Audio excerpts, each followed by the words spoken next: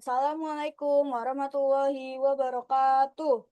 Perkenalkan, nama saya Nurwahyu Muhtin Hanif, NPM saya 45252100078.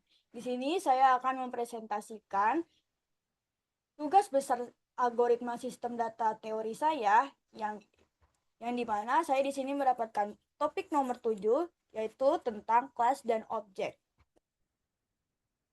Nah, kelas sendiri merupakan struktur data dari objek, yaitu sebuah kelas yang menyerupai struktur dapat dibuat dengan menggantikan kata struct dengan kelas. Kelas digunakan untuk mendefinisikan objek. Contohnya, tipe data digunakan untuk mendefinisikan variabel. Objek sendiri meliputi anggota data dan fungsi anggota. Untuk pendefinisian kelas sendiri, di sini biasanya nama kelas itu ditulis dengan huruf kapital seperti ini. Nah, kelas sendiri itu memiliki akses specifier atau penentu akses. Digunakan untuk menentukan anggota data atau fungsi anggota mana yang boleh diakses dan oleh siapa dapat diakses. Terdapat 4 macam penentu akses atau level access modifier.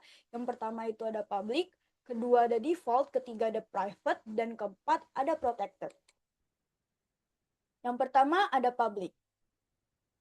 Public itu berarti dapat diakses dari luar kelas atau bersifat global. Maka jenis kelas yang lain dapat melihat kelas yang bersifat global tersebut, dapat melakukan import, instansiasi, extends, dan memanggil metode yang ada dalam kelas.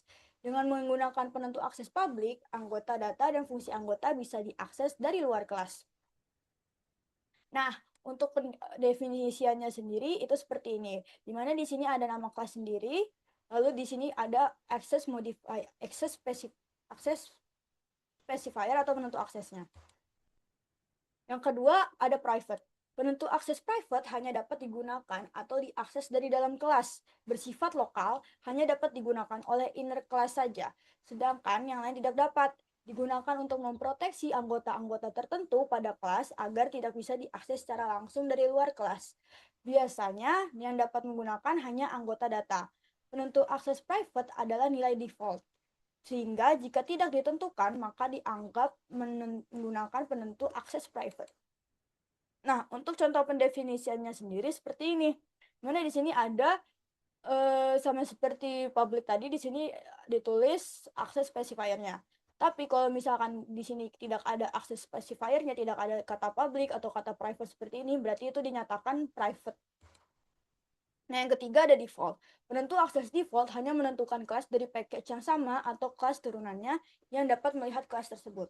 Lalu yang keempat ada protected, sama seperti private, bisa diakses oleh kelas-kelas turunan, akan tetapi kelas tidak dapat dideklarasikan sebagai protected. Nah, lalu selanjutnya ada fungsi anggota, di mana terdapat dua macam cara penulisan fungsi anggota. Yang pertama adalah fungsi didefinisikan di dalam kelas, seperti ini, di mana fungsinya di sini ditaruh di access specifier yang public. Lalu di sini ada cara yang kedua, yaitu prototype fungsi dideklarasikan dalam kelas. Definisi fungsi diletakkan di luar kelas di bawah fungsi main. Nah, di sini bisa dilihat kalau void lihat di sini dideklarasikan di dalam public, lalu functionnya itu ditaruh di setelah integer main di sini. Lalu di sini ada class dan objek.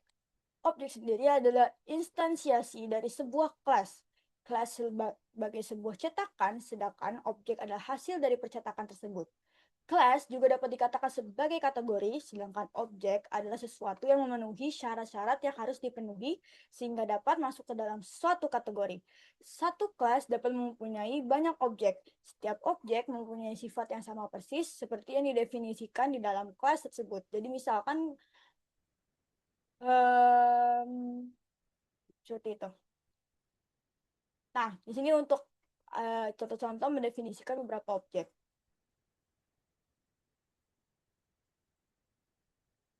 Jadi di awal saya sebutkan jika kelas dengan struct itu sedikit sama persis, tapi di sini ada hal yang mungkin bisa memperberat teman-teman untuk membedakan apa itu struct dan juga kelas. Di sini ada tabel persamaan dan juga ada tabel perbedaan. Di tabel persamaan sendiri di sini persamaan struct dengan kelas itu cara mendeklarasikannya, cara mendefinisikannya, dan cara aksesnya. Lalu untuk perbedaannya sendiri, kelas mempunyai akses specifier seperti tadi yang saya sebutkan, yaitu public, private, protected, dan lain sebagainya. Lalu kalau struktur sendiri itu tidak mempunyai akses specifier, jadi dia bisa diakses oleh siapa saja. Nah, untuk pendefinisiannya sendiri, pendefinisian cara deklarasi sendiri, struct itu seperti ini, sama di sini mereka di sini persamaannya. Kalau misalnya perbedaannya di mana kalau kelas sendiri itu dia ada akses specifier-nya. Nah, sekarang kita akan melihat contoh dari program kelas ini. Di sini saya ada sedikit contoh di mana di sini kita menggunakan access specifier public. Jadi di sini nama kelasnya adalah mahasiswa, lalu akses penentunya itu public, di mana variabelnya itu ada npm, nama, dan juga IPK. Nah, di sini itu cara untuk memanggil dari si kelas tersebut dengan seperti ini, sama seperti struct. Mari kita running.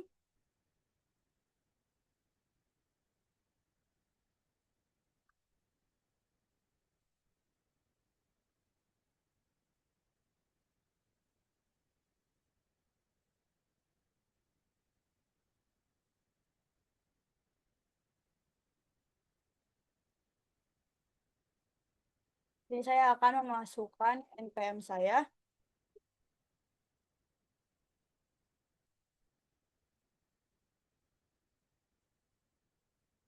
Nah, jadi seperti ini.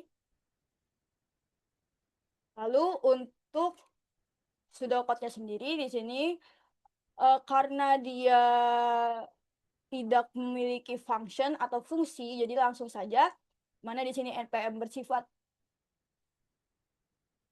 string atau npm-nya bersifat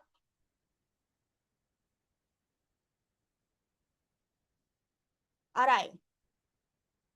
npm-nya bersifat array, terus ini char, npm-nya 9, namanya 30, char, terus IPK-nya float karena dia itu bilangan koma. Di sini ada kelas mahasiswa bersifat public, di mana kelasnya sendiri kelas apa namanya objeknya itu adalah npm, nama, dan juga IPK. Lalu di sini kita memanggil apa namanya mendefinisikan kembali kelas mahasiswa sebagai MHS. Lalu dipanggil MHS NPM, MHS nama, MHS IPK, terus di print lagi MHS NPM, MHS nama, dan MHS IPK.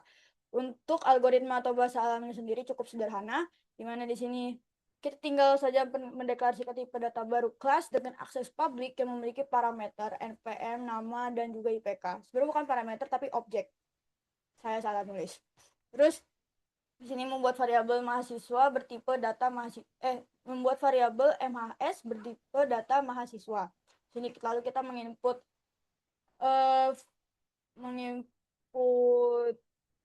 variabel MHS NPM, menginput MHS nama, menginput MHS IPK, lalu menampilkan MHS NPM, MHS nama, sama MHS IPK. Nah, mungkin cukup sekian dari presentasi tugas besar ASD teori saya. Kurang lebihnya mohon maaf. Wassalamualaikum warahmatullahi wabarakatuh.